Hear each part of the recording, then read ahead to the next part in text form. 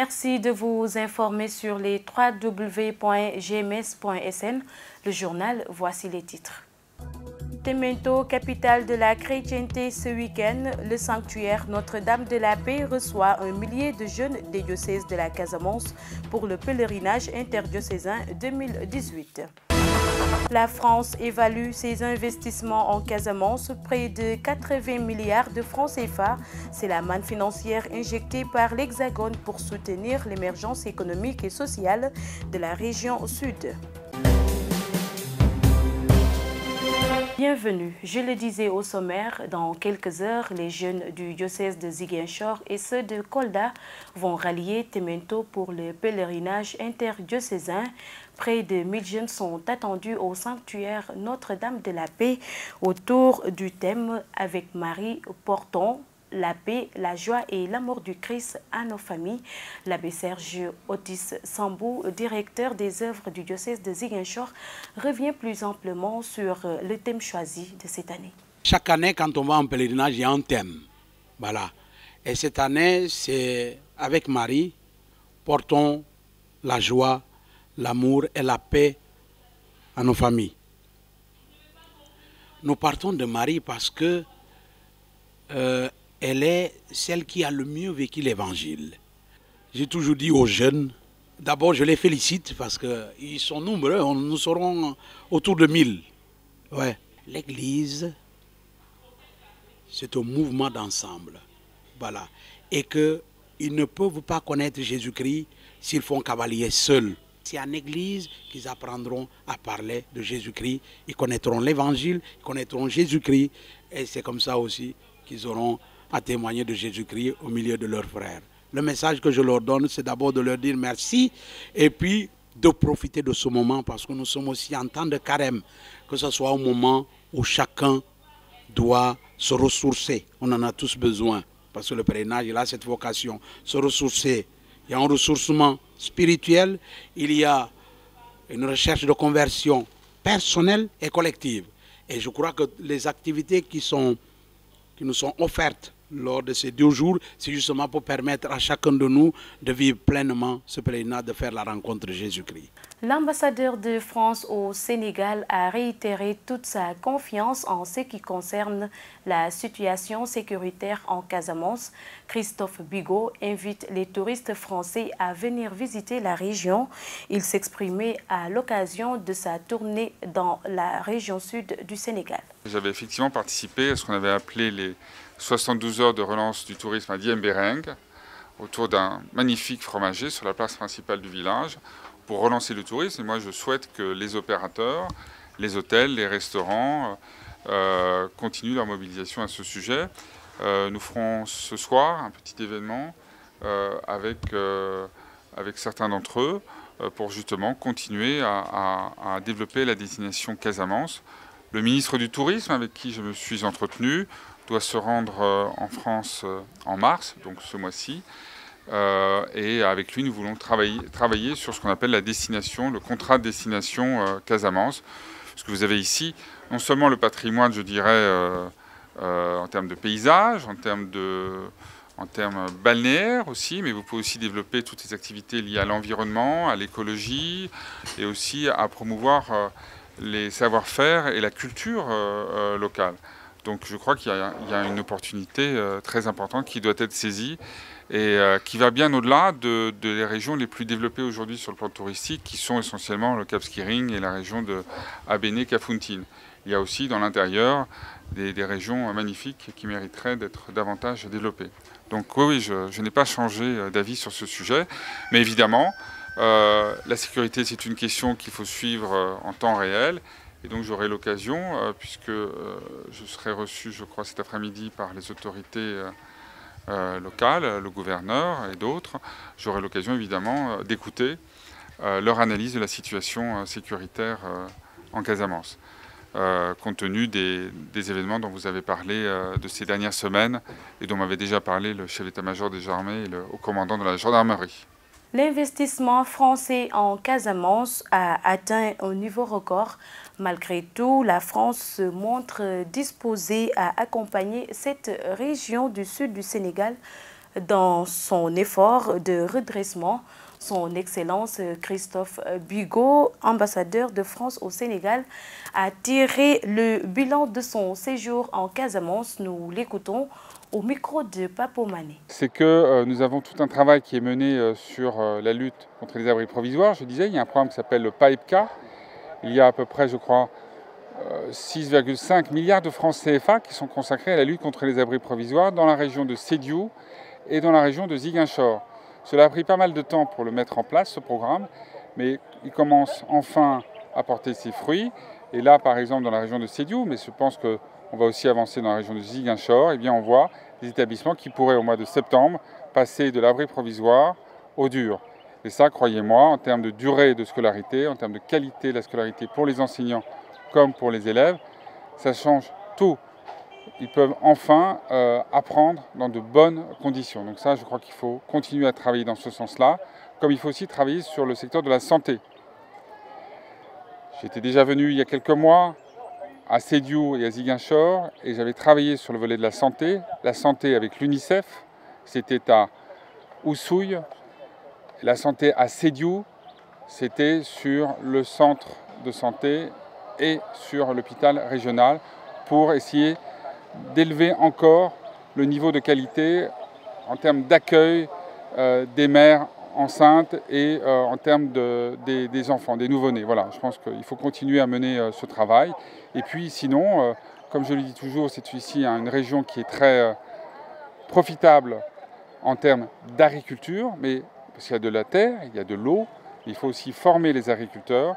Et donc nous avons ce projet d'ISEP à Bignona. Nous appuyons la volonté du ministre de monter une école dédiée aux agriculteurs pour, dans le cadre de notre partenariat, eh bien, renforcer l'expertise en termes agricoles. Donc ça aussi, c'est important. Il faut de l'expertise comme il faut du capital.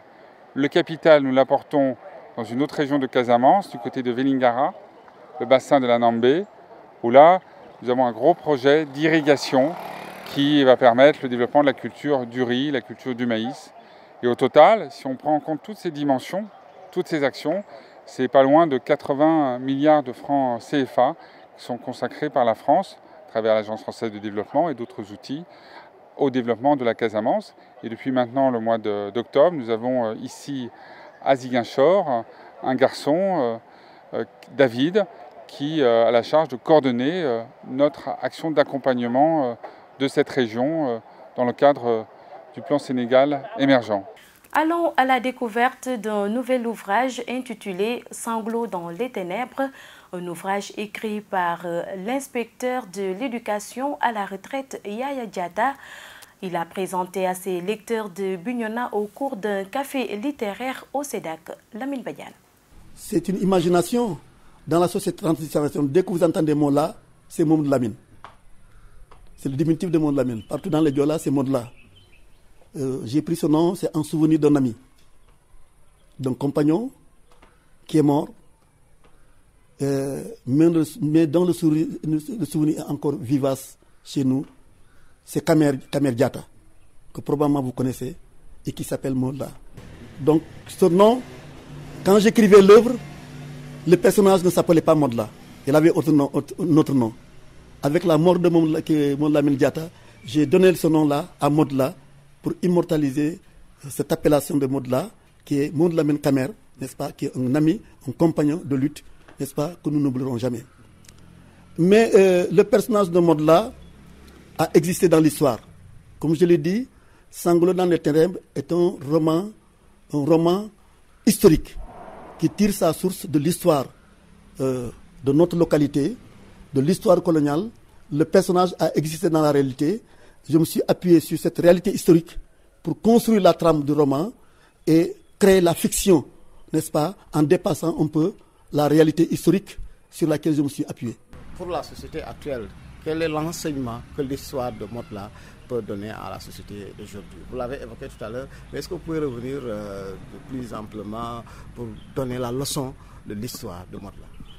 La leçon de l'histoire, c'est d'abord que nous devons mener le combat pour réhabiliter tous ceux qui ont apporté leur contribution à la libération de la France dans la Deuxième Guerre mondiale.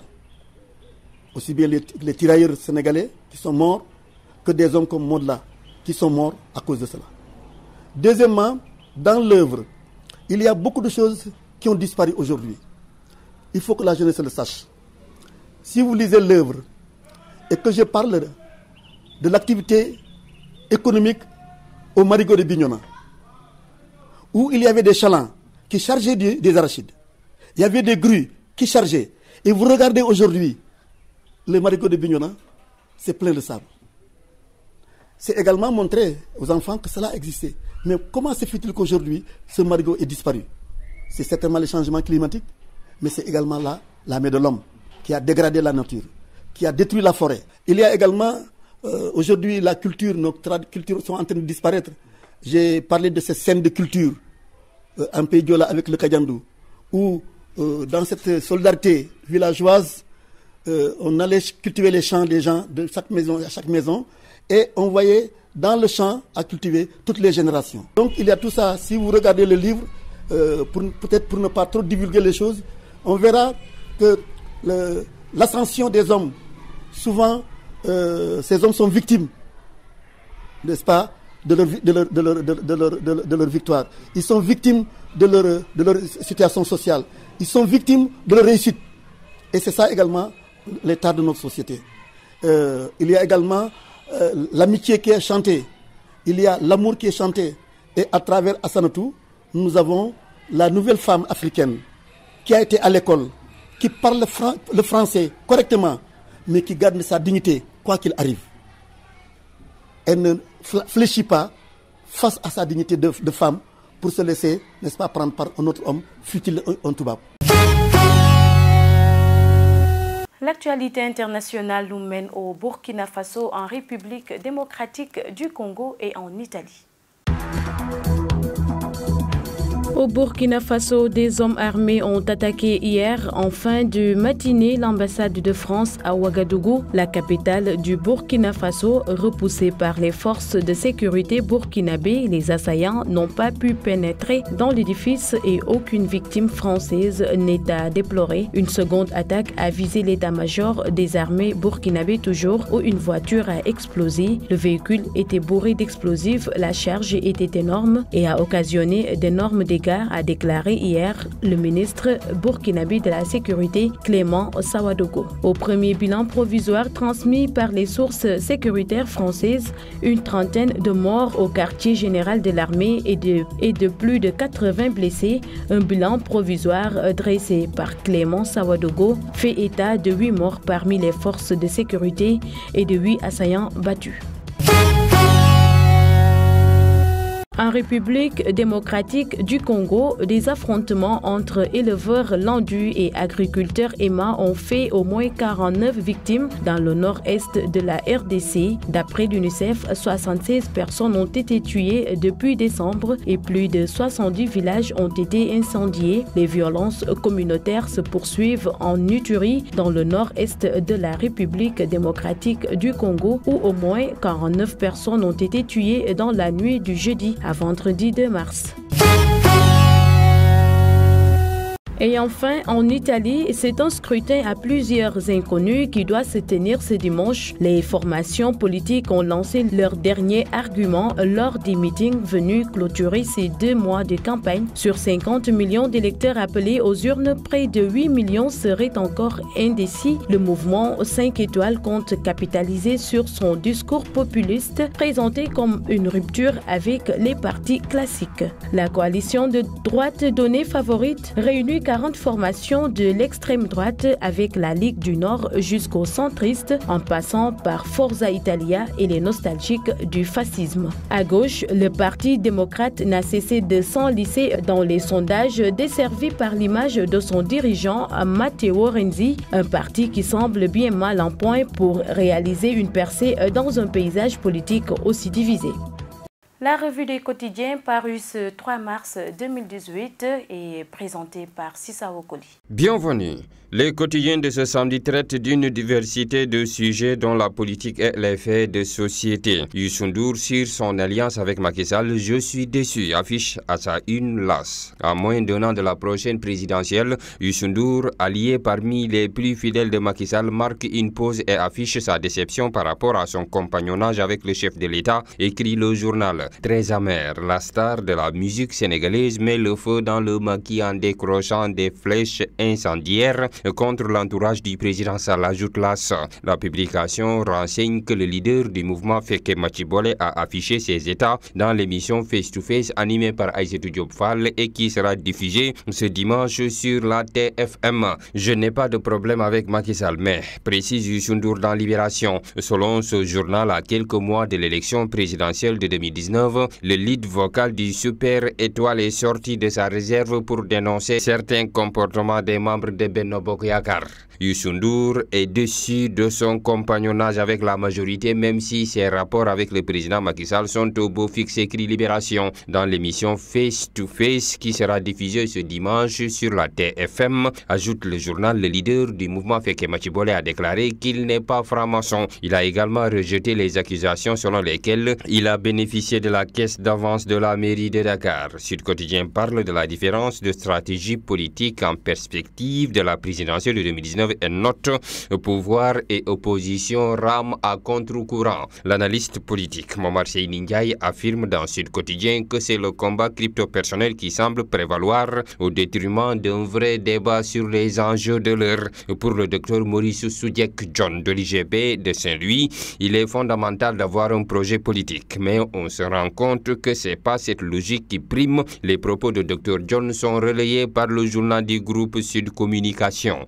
Enquête revient sur l'attaque terroriste de Burkina et note carnage à Ouagadougou. Ce journal renseigne que le Sénégal se barricade contre les menaces terroristes. Le Soleil a de son côté accordé un entretien au directeur général de l'Agence de la sécurité de proximité ASP, Maître Papa Khalignan, qui salue la mesure prise par le président Macky Sall de protéger à titre exceptionnel le contrat des ASP. En sport, Stade Quotidien nous rapporte que l'international sénégalais Karam Mbodj pourrait manquer le mondial en citant le coach du joueur. Inquiétude autour de la blessure de Karam Mbodj renchérit Enquête Quotidien. Guardiola, l'entraîneur de Manchester City, veut faire de Sané un clone de Messi. C'est le journal Stade qui nous rapporte l'information. Le roi des arènes Bombardier est sur la une de Sunulamb. Bombardier sans langue de bois, titre ce journal. Modulo ne peut refuser à Baldé. Balla Gaye 2 à 65% de chance peut battre Gris Bordeaux selon Bombardier. Bonne lecture. Voilà qui met fin à cette édition. Merci de l'avoir suivi. Excellente suite des programmes sur les www.gms.sn. Au revoir.